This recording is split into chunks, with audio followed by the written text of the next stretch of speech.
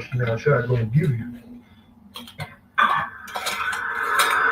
Hebrew word for ease, shalom. All right, shalom. Shalom. Which means to ease. Shalom, shalom, shalom. As always, first I want to give the praises and the glory to the Heavenly Father, Yahweh, and to His only begotten Son, Yahushai. Double honors to the apostles and to the elders of Great Millstone. Shalom to you, and shalom to the hopefully elect brothers and sisters of the house of Israel. As the Bible says, many are called, few are chosen. As you can see from the title, America is the reincarnation of the Roman Empire, destined for destruction. America is the reincarnation of the Roman Empire, destined for destruction. 1 second, fam. Get me Bible. The prophet said, give me neither poverty nor riches. Feed me with food convenient for me, lest I be full or be at ease and deny the Lord. Isn't that what the prophet said? That's in Proverbs 30. So you don't want to be too much at ease. You always want to be on that edge, man. Keeps your mind sharp. What happens is when you get at ease, you become complacent, then you start getting soft. And then before you know it, your faith starts suffering. Proverbs 30 and it is right here, 30 and 9. Least I be full and deny thee. And that the 8th verse. Okay, let me just pause this. I was listening to the Apostle Tahar video. Being edified as always. Let me just pause this. Free of any kind of. So, I want you to listen to what Colonel McGregor says here in his interview he did yesterday, and how he likens America to Rome, the Roman Empire, and Europe as the 10 horns, the vassal states of America. All right, I want you to listen to how he's going to use an analogy. He's going to go into history regarding Rome, when the Roman Empire conquered Greece. All right, and when they went into Greece and they conquered the Greek Empire, when they first came in, because they were Greek states that was, profoundly influenced by the Greek culture. And this is kind of where you get the Greco-Roman civilization, what we see today amongst these Edomites, all right? So let's just quickly, I want to listen to a bit what he says here. It's how he likens America to Rome. I thought it really stood out, because as we told you, America is the reincarnation of the Roman Empire. That's the first part. Secondly, from the very beginning, I have wondered why President Trump pays as much attention to the Europeans and NATO as he does. Because the European states in NATO are analogous in many ways to the Greek city-states at the time of the Roman Empire. Initially, the Greek city-states found this Philip of Macedonia, who was a descendant of Alexander the Great, and his father Philip, reprehensible. They couldn't get rid of them. They were an oppressive, tyrannical group. And so they invited the Romans to come into Greece to help rid themselves of the Macedonian menace, which they did. The Romans threw them out, defeated the Macedonians, liberated Greece. And everything was fine until the Greek city-states decided to fight with each other. The Romans. Same thing. Because when America entered World War II, they came basically to save Europe from the internal war that was going on between Germany and the rest of the European nations. Because remember, they was fighting each other. Germany was on the side of Italy, and Spain were on the same side, and they was fighting against France, Great Britain. Russia joined, and then you had the rest of the Western countries in Europe that was on that side against Germany and their allies. And then America came in, just like he's saying here, just like how Rome came into Greece. right? Because there was wars going on between the different Greek states.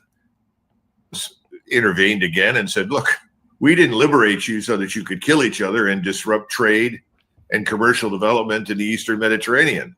So we're taking over. We're running the place, which is effectively what we did after World War II. We said we're not going to allow anybody in Europe to fight anymore. We're going Exactly what they did. All right, let's just play that back. Right, so he's going into the history of when Rome intervened in the wars that was going on between the Greek states, and then they eventually kind of became like a vassal state because Rome eventually had to finally go in and conquer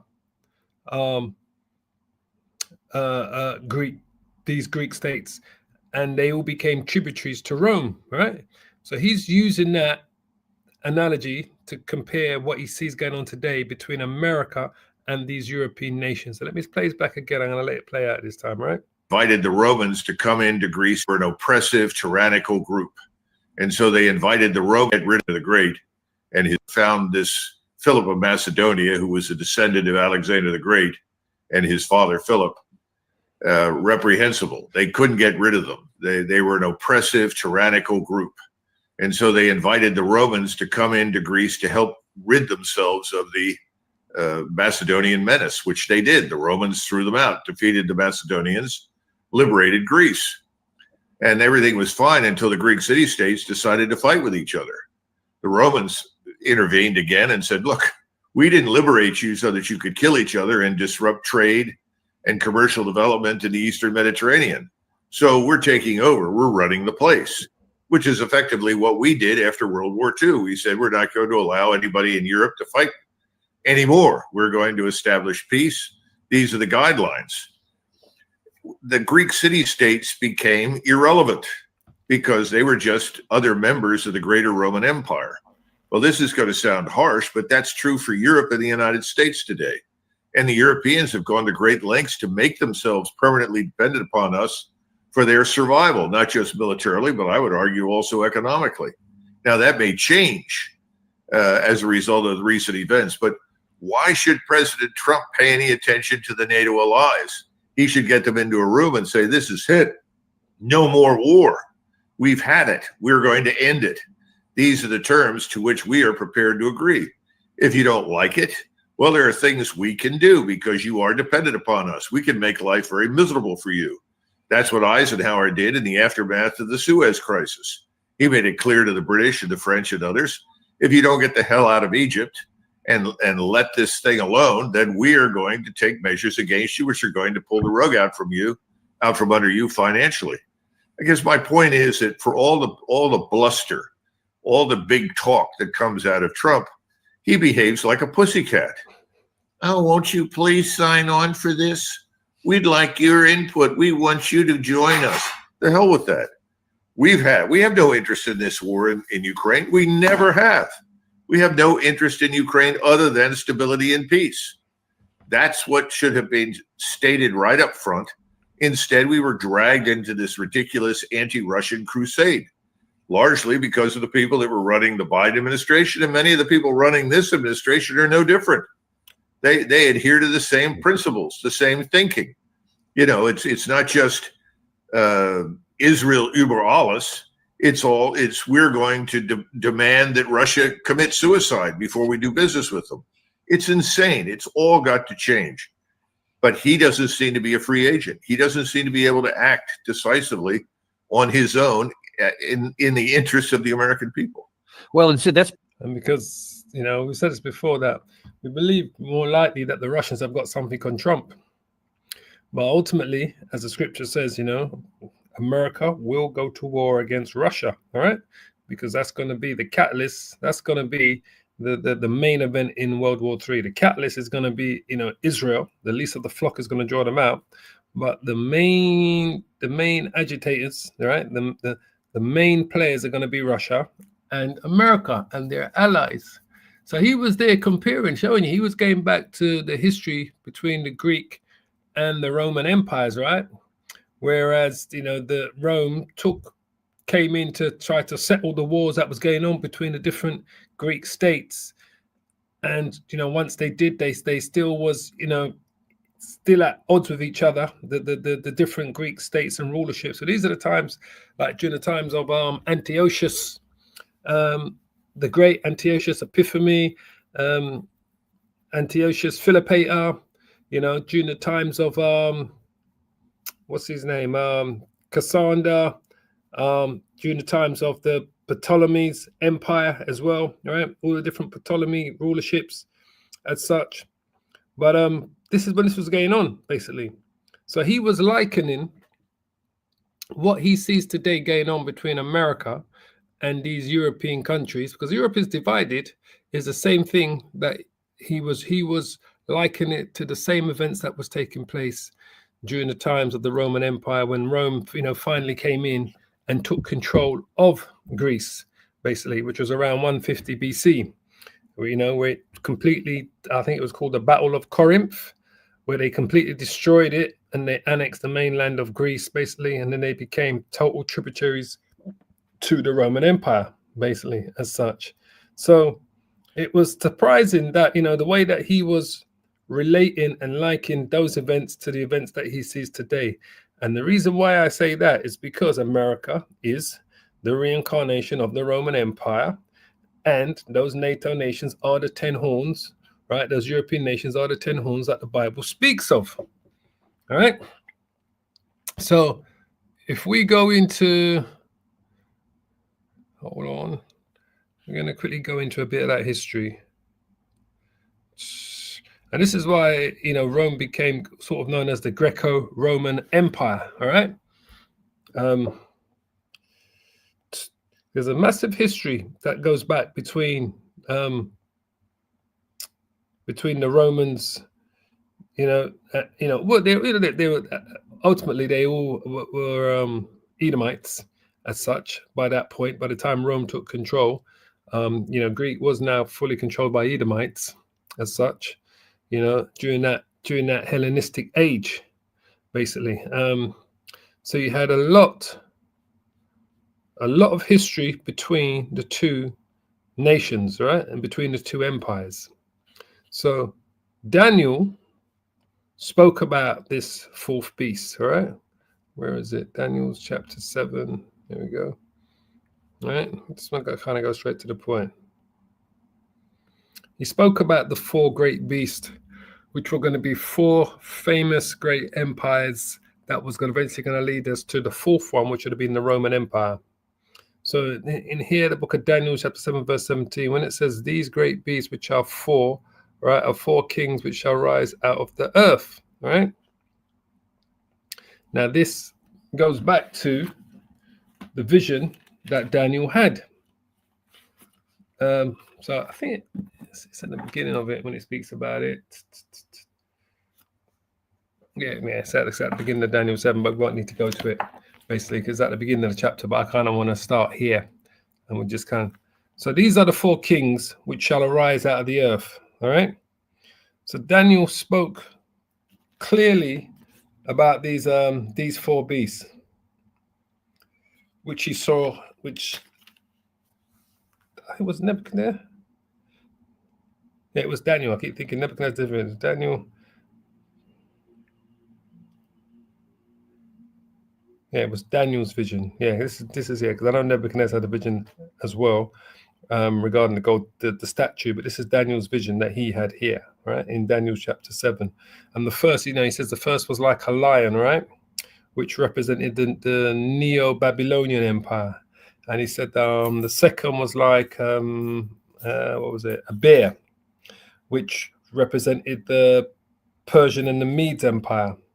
And then the third was like a leopard, which represents the Greek Empire, right? Which is when Alexander the Great comes on the scene, and which is what he was referring to, basically, because after Alexander the Great died, he left these four generals who they murdered Alexander's offsprings, and then between them, they took control of Alexander's kingdom. They split it between the four of them.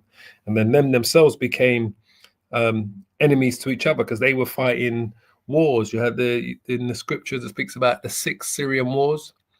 In Daniel chapter 11, goes into the 6 Syrian wars, which has already taken place. So all of Daniel chapter 11 has all been fulfilled already. And then the third was a leopard, and the fourth beast, which is the 4 kings, is Rome, the Roman Empire, basically, as such, which became, the ultimate power. So each kingdom took down the previous kingdoms, basically, as such. So Rome represents, first and primarily represents America, but those European nations they're like vassal states of Rome. They make up part of that Roman Empire, but the military stronghold for Rome today is the United States of America. Then it says, but the saints of the Most High, which are the elect of the children of Israel, all right, shall take the kingdom.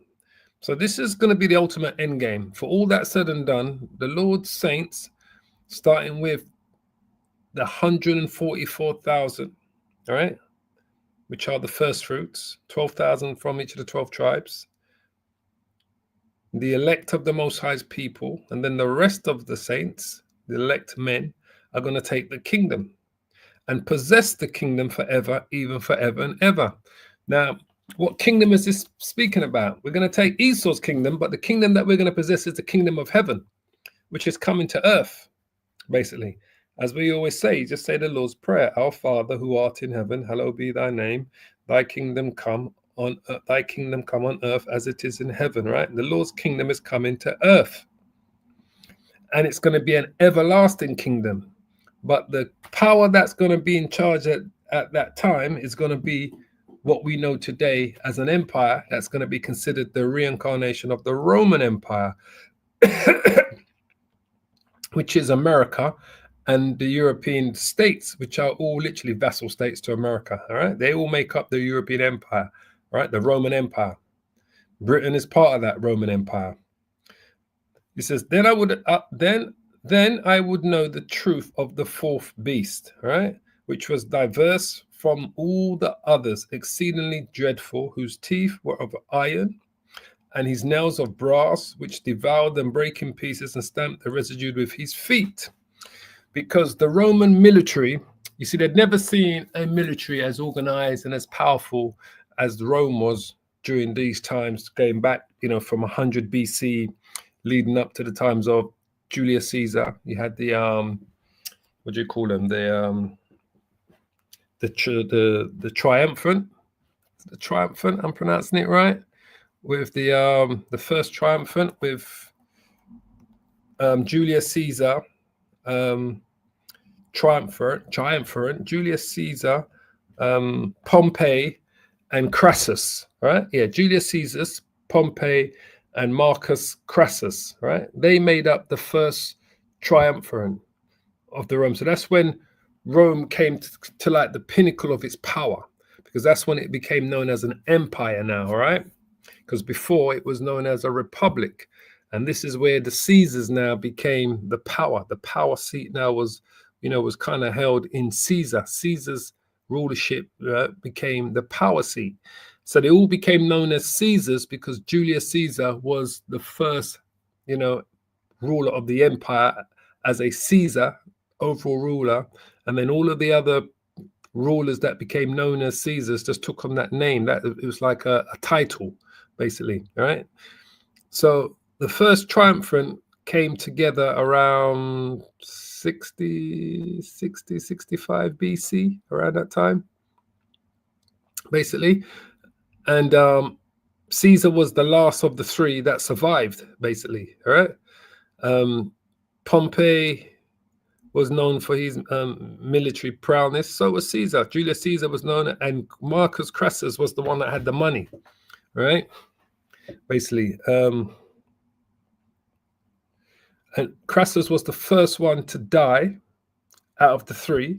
Marcus Crassus, right? He was what you would call like a billionaire back then, right? He was the first one to die out of the three. And then after he died, it led literally to wars between Julius Caesar and Pompey, basically. And, Pompey was finally, defeated by Caesar. So Crassus' death caused that war between, because now they were vying for power, because they was all sharing power. Crassus' death caused the war between the two generals, Pompey and Caesar, leading literally to a power struggle and a civil war. And the civil war ended with Pompey's defeat and death, and Caesar became, they say, dictator of Rome, which now became known as the first Caesar. That's why they would say, Hail Caesar, Julius Caesar. And every emperor after him, he became known as the first emperor, really. And every emperor after him was known as Caesar. And that. So, it was an informal political alliance, but it was an alliance, nevertheless, that they had. Basically, until the second triumvirate came about after Caesar's death. All right? After Julius Caesar's death. So, this is why they were so powerful. All right? It's because of their military. This is why it says, they're exceedingly dreadful, whose teeth were of iron, his nails of brass, which devour and break in pieces and stamp the residue of his feet. So we see the same thing today with America and its military might. America is known for its exceedingly dreadful military because, you remember, these were the first people to drop atom bombs, nuclear bombs on another nation to defeat them on a war. They did that against Japan in the Second World War. They dropped 2 atom bombs, right, on Japan, which were exceedingly dreadful, right? Whose teeth were as iron, right? They had, they had produced the most advanced military weapons that the world had seen. But now other nations are on par with them, like Russia and China, basically. But still, America's still known for its dreadfulness in its army. You think of the stuff that it did in Afghanistan and Iraq and every other place that it invaded illegally to get what it wanted. And his nails of brass. So these are all symbolically representing the power, the military power of the Roman Empire that we see today again with America, which devoured and break in peace and stamped the residue of his feet. And this is what they did. They did it back then. This is how Rome made all of these different countries became vassal states. So if you came up against Rome back then, and because they would first offer you the ability to be a tributary country to them, to pay them in money and goods at the end of every year or every 6 months, however they want to run it through their calendar, that you have to provide them with X amount of cattle, X amount of harvest, things from your harvesting from your fields, X amount of gold or silver every year to be continued, because at the same time, you would get that kind of protection from them. And we see the same thing with Europe today. Europe does provide America with a lot of things because America's military might protects Europe from who they consider their enemy, which is Russia. All right. So it's a reincarnation. What we see today, we're seeing the same things taking part today because that's who they are. So let's go to verse 20. All right. And of the 10 horns that were in his head, and of the others which came up, and before whom 3 fell, even of that horn that had eyes and a mouth that spake very great things, whose look was more stout than his fellows. So the 10 horns are what we know today as the European countries, the alliances, that make up part of NATO, basically. So when it says, and the 10 horns that were in his head, and of the others which came up, and before whom 3 fell. All right. So the 3 that fell were the 3 empires that had existed before America became known as, the numero uno empire today, the number 1 on the list, basically. So that would be France, Spain, and England. All right. So those 3 powerful empires fell. The 10 horns, represent the European nations, but they all go back to, they first and foremost go back to the Germanic tribes, right, which invaded, the Roman Empire, and Rome eventually made them become vassal states of Rome, right, basically until around the 3rd and 4th century AD, when they eventually they played a part in taking down the Roman Empire, right, were those Germanic tribes. And we're going to see the same thing again today. these European nations are going to play a part in taking down the Roman Empire today, the power seat of the Roman Empire today, which is America.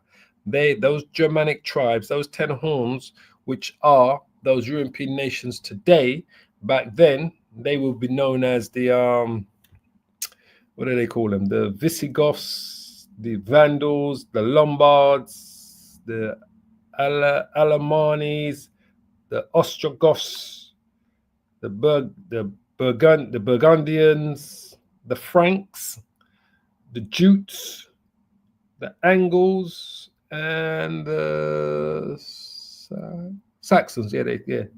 Which would have made up those EU nations back then. So these same Germanic tribes in the beginning, when Rome was at the height of its power, right, going all the way back from Julius Caesar all the way up to Septimius Severus, right, all through the 12 emperors that ruled, the 12 Edomite emperors that ruled from Augustus and what's his name, Augustus, Caligula, I can see his name, man, Augustus, Caligula, he had Tiberius, what's that other one's name? He was Caligula's, I think that was Caligula's stepfather. And then you had the year of the four, the year of the four emperors, basically. Because I've actually got the book Septimius.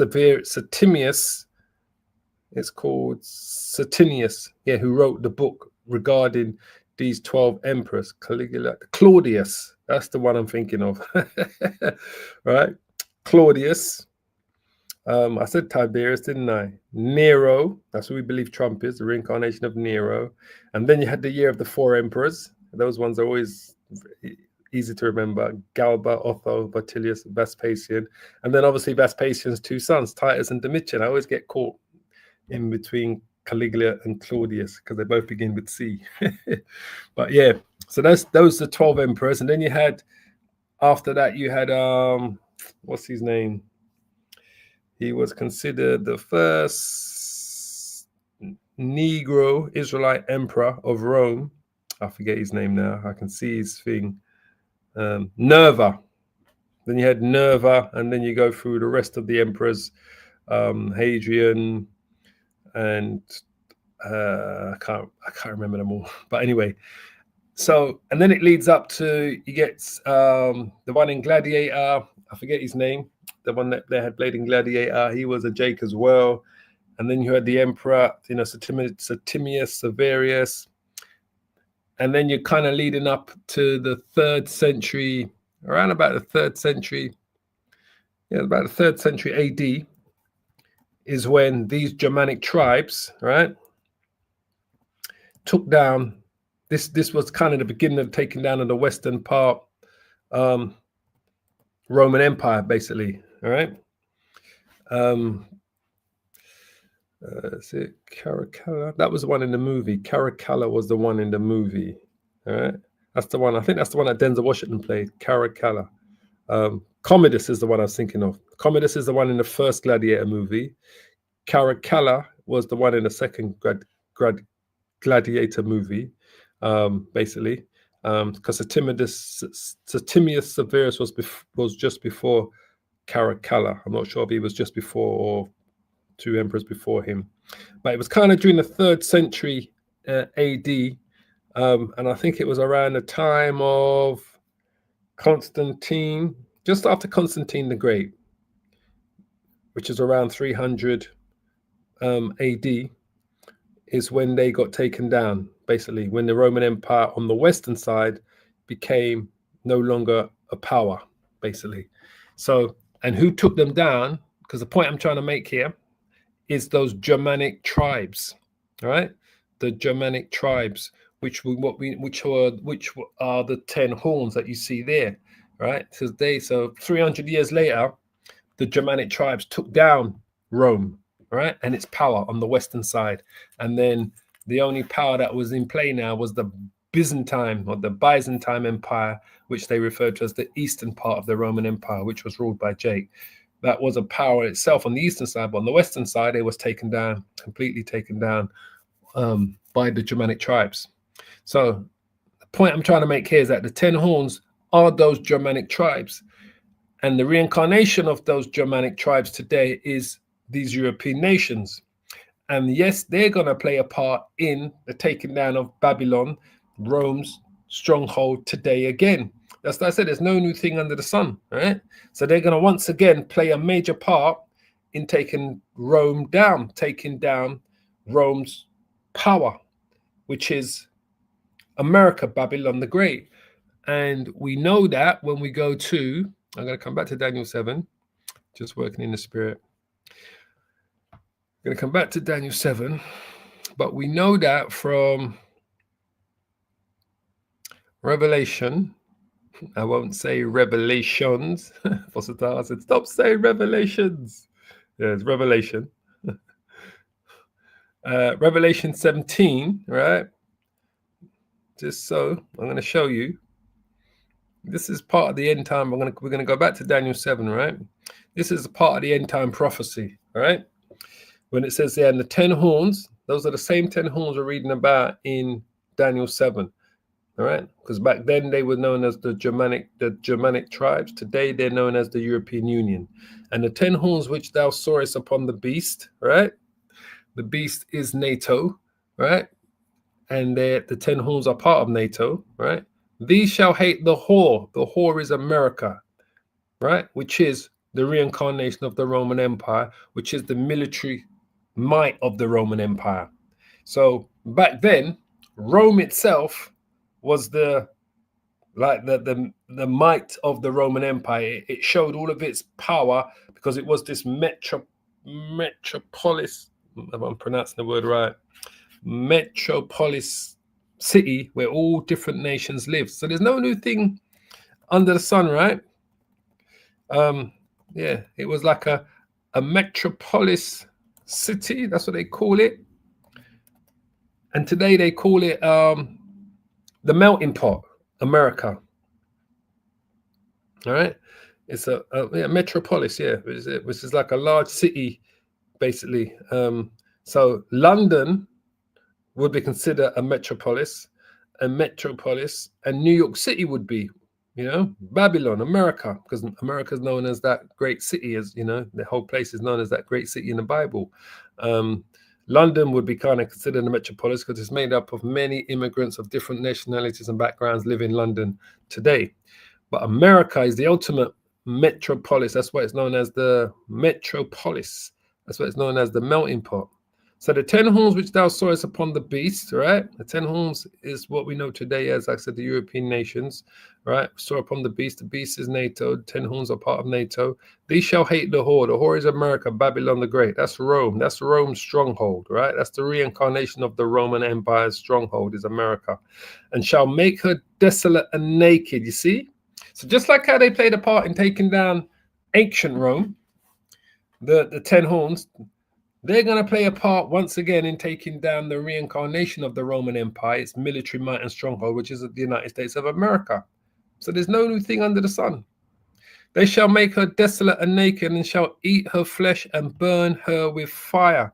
That fire that they're going to use to burn America, the whore with, is going to be the European nations' own nuclear missiles and whatever other type of conventional missiles they may have that they will use to fire upon America. All right, so they're going to play a part in taking down America today as well. It may not seem like it right now. You feel, I can't see Europe coming up against America, but yes, they are. Why? Because it is the will of the Most High. As you can see here, for the Most High, which is Yahweh, has put it in their hearts to fulfill his will. It's not my will. It's not your will. We can't, we're showing you exactly that the Most High is going to put the spirit on these nations and the leaders of these nations to turn their weapons against America, right? Which are today we consider them as American allies.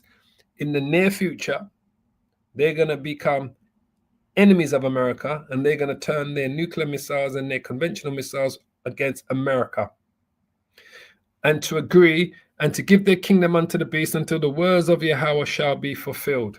So the Most High is going to put it, is going to put it in their hearts, which is their minds, lahab, to fulfill His will. All right, because what they've done, they've kind of given over all power to America to lead them, but it's going to get to a point where they're going to turn against America and they're going to burn her with fire. All right. So we go back to Daniel 7. The 10 horns, the Germanic tribes, right? They played a part in taking down ancient Rome around 300 and just after Constantine the Great, basically around 300 and I don't know, say around about 350 to 400 AD. They played a part in taking down the western part, the western power of Rome, right? Because at that time, Rome had, I think just that time or just after, they had like emperors in both sides, and the western side was considered the power until they were taken down by these Germanic tribes, which are the 10 horns.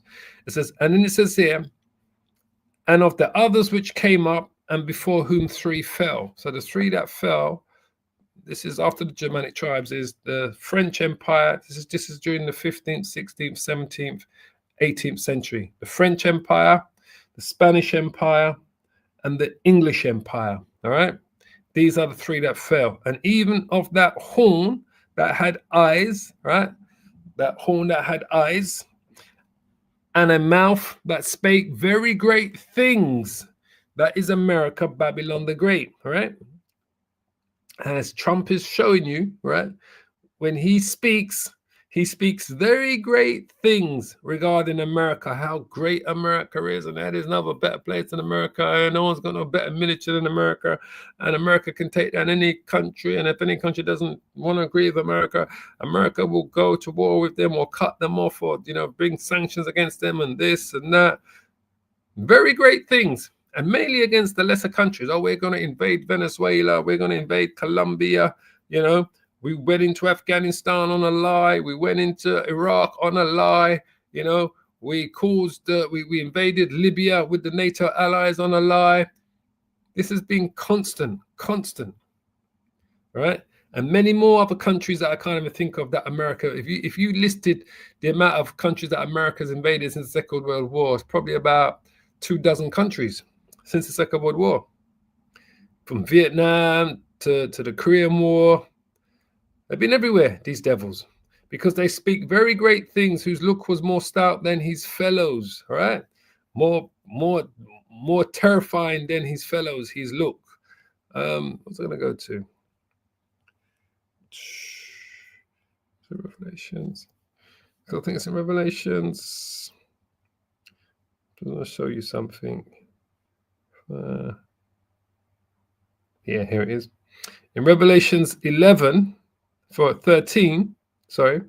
verse 11, as you're going to see here, once again, the same things that Daniel was saying here, he spoke, he even of that horn that had eyes and mouth that spake very great things, whose look was very stout than his fellows. John the Revelator speaks on the same thing, nearly using the same type of words about America, Babylon the Great. In these end time prophecies, Revelations 13 and 11, it says, and I beheld another beast coming up out of the earth, which was America, right? Which is that deadly wound that healed, the 4th beast, the reincarnation of the 4th beast, the deadly wound that healed. I think if you go up to about verse 2 in Revelations 13, it speaks about the deadly wound that healed. And he had 2 horns like a lamb. 2 horns symbolically represents the Republican and the Democrats, the left, the right, the 2 political parties. Back then, during the Roman times, it was known as the plebeians and the patricians, right? Today, we call them left, right, conservative, Labour, or Democrat, Republic. And he spake as a dragon. Spake as a dragon. So he's saying literally the same thing that Daniel said, John the Revelator. When Daniel says here, even of that horn, which the horn symbolizes power, that had eyes and a mouth that spake what? Very great things, because he spoke as a dragon. He cared not what he said or who he said it to. whose look was more stout than his fellows because of his military. He always looked at his military might. That's why his look was more stout than his fellows. He always looked at his military might as being the thing, the ultimate thing that he will use if anyone tried to come up against him, against America, basically. All right. He'd always look at that military, his military, and say, look, you don't get it. We've got all this military power, prowess on the seas, on the land, in the air, in the skies. They see themselves as undefeatable, but that's their pride. That's why the scriptures know, but the pride of thine heart has deceived thee, thou that dwellest in the clefts of the rocks. The pride of Esau's heart has truly deceived him. So let's go to verse 21. It says, and I beheld, and the same horn made war with the saints. All right. Now we've been seeing this being intensified in these last days. The same horn as America, Babylon the Great. He made war with the saints. Really, the beginning of him making war with the saints would have been when he came to the Americas to establish America. All right. Because he went to war against the Native American Indian tribes, and he wiped out literally the majority of them to establish the United States of America, right? This is what those Europeans did, came and created what we know today as America, reincarnation of Rome. They made war with the saints. And at the same time, they had the saints on slave ships, and they was bringing them to the Americas to build up this new found promised land that they found, not that they found, sorry, that they conquered with violence and, destruction and rape and murder. He made war with the saints and prevailed against them. And he did prevail. This is why he was able to establish this reincarnation of the Roman Empire's HQ, which is America, this power, this military power, might.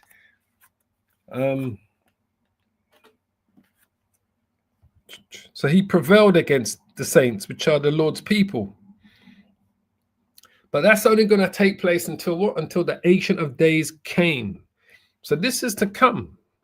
Because even today he's making war against the saints. What do you think he's using? He's using his immigration strike force called ICE to capture Jake, the Latinos, the Hispanics, the Mexicans, in America.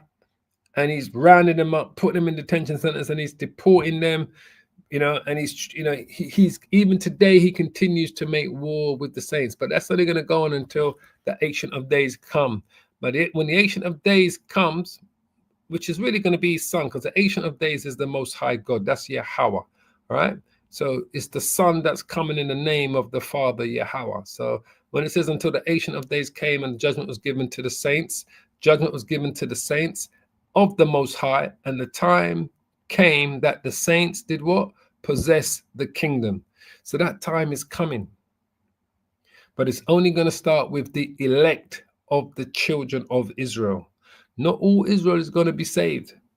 As you should know by now, 2/3 of the children of Israel are going to die in the United States of America during the war of Armageddon, during the nuclear war, and during the midst of when the Lord himself comes to gather the elect. The Lord himself is going to complete the destruction of America, and the 2/3 are going to die during that destruction. Those that survive the nuclear missiles are going to die from the chariots. Because the saints that the Lord is coming to set up and possess the kingdom is the elect, the E-L-E-C-T,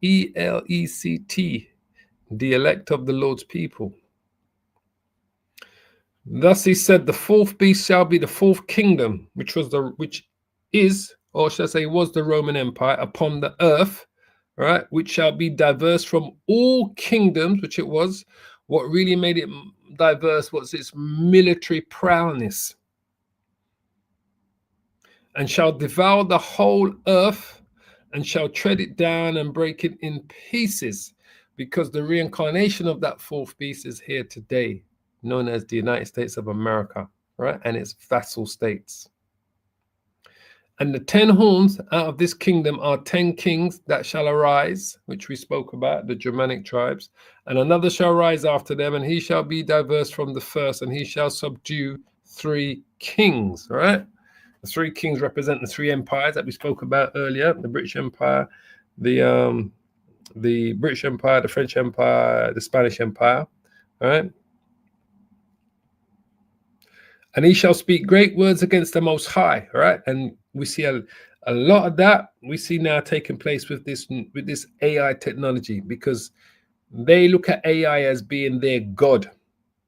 So he shall speak great words against the Most High, and he does. And like I said, these people, these elites of Esau, all right, especially those that are based in Babylon and even throughout Europe, right? These elites of these Edomites, you know, they're properly high into witchcraft and on the left-hand side.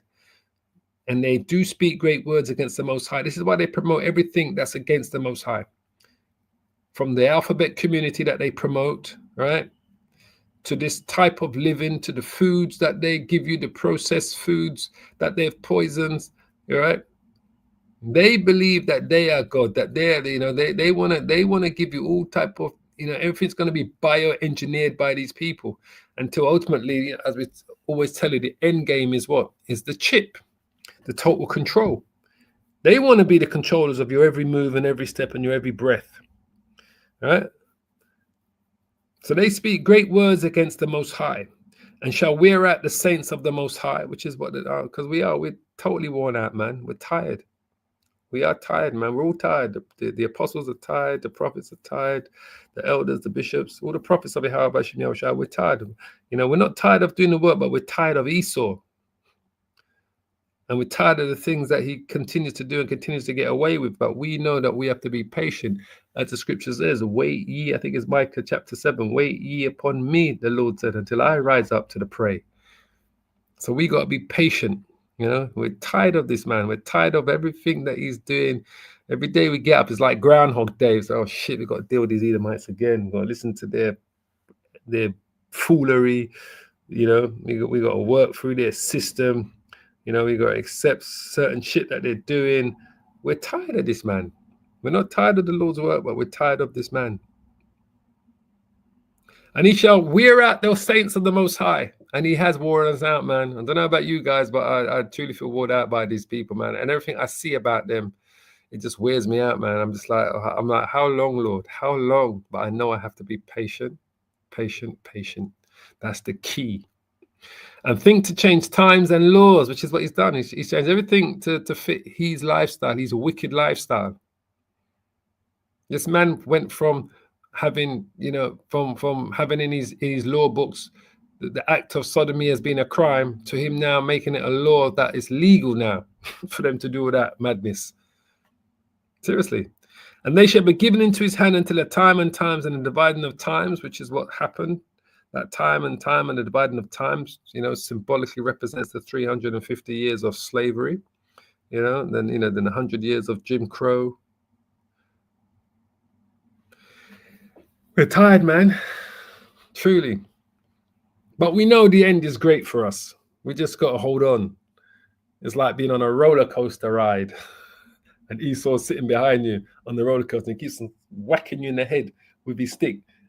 And you're thinking, I can't wait for this roller coaster ride to stop, man. Once it stops, I'm going to deal with that devil.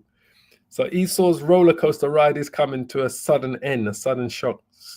And when it does, we're going to be able to deal with him according to the scriptures, according to the will of the Most High and the will of Yahweh. But the judgment shall sit, you see. So the roller coaster ride will stop for Esau, and the judgment will sit, that the Bible speaks of. And they shall take away his dominion, you see.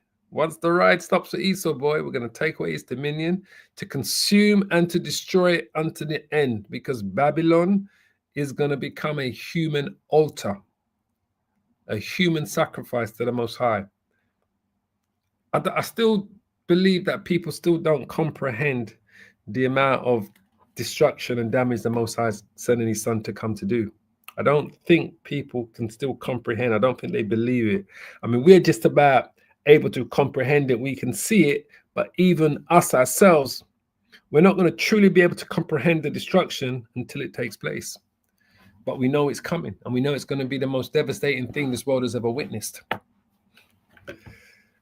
So it's going to be consumed and destroyed to the end, beginning with the nuclear missiles, ending with the chariot, the Lord's chariot, and then the chariots of the angels.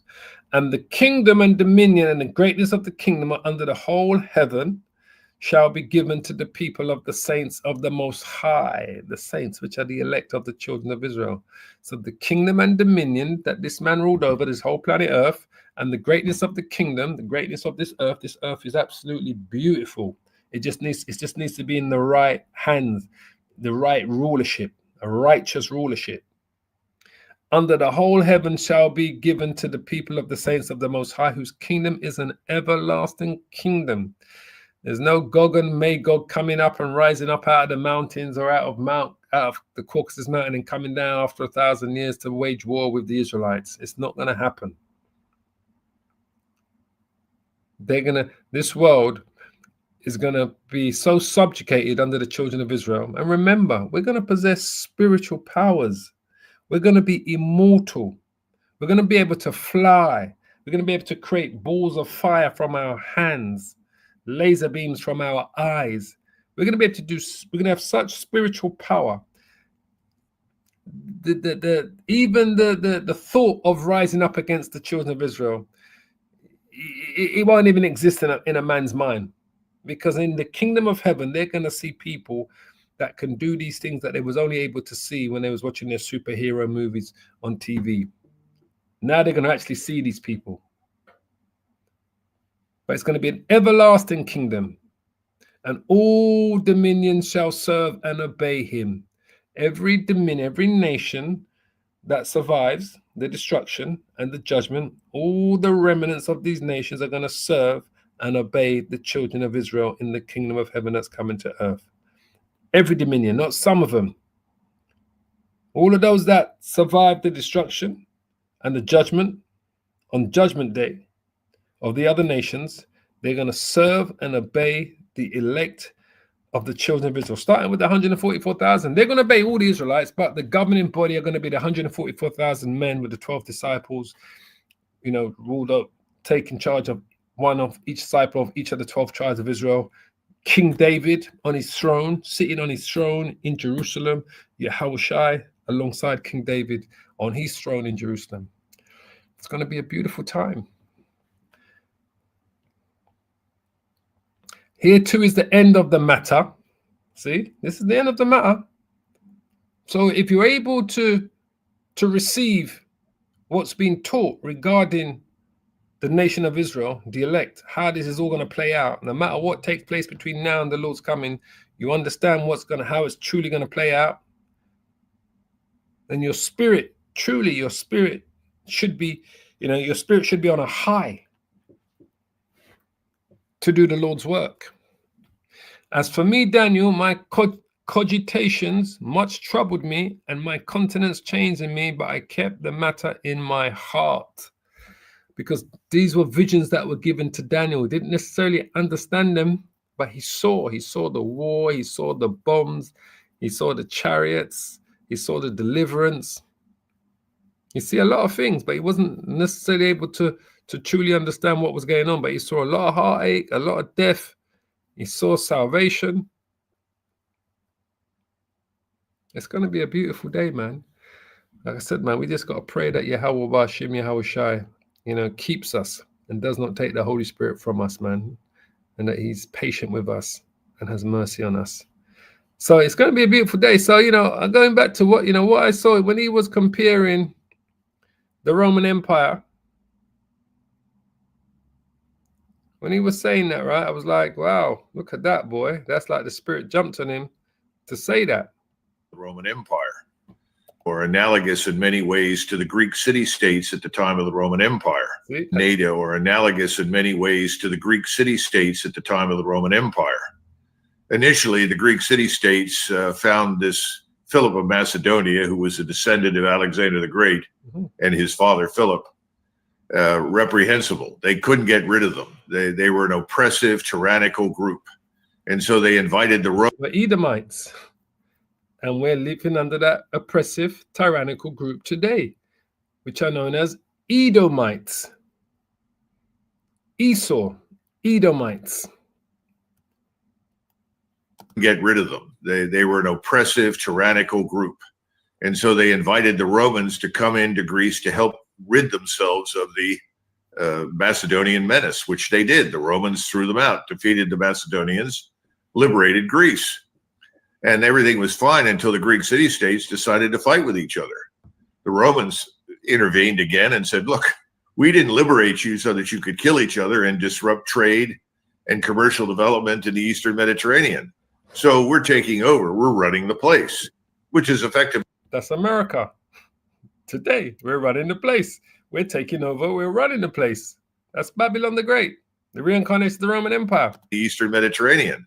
So we're taking over. We're running the place, which is effectively what we did after World War II. We said we're not going to allow anybody in Europe to fight anymore. We're going to establish peace. These are the guidelines. See? That's what America, because America is the reincarnation of that Roman Empire. They did the exact same thing that Rome did back then 2,000 years ago. That's who they are. So I'm going to leave it there. I pray you were edified. As always, I want to give all the praise and the glory to the Heavenly Father, Yahweh, and to his only begotten Son, Yahushai. Double honors to the apostles and to the elders of Great Millstone. Shalom to you. And shalom to the hopefully elect brothers and sisters of the house of Israel. As I always say, keep praying, keep safe, repent, and hold on to this truth, family. Seriously. Because it's beautiful that even they, Colonel McGregor, can see that America is Rome all over again. Europe represents those vassal states back during then. And the same thing we see back then, we are seeing here again today. All praises. Shalom, shalom, shalom. All praises, family.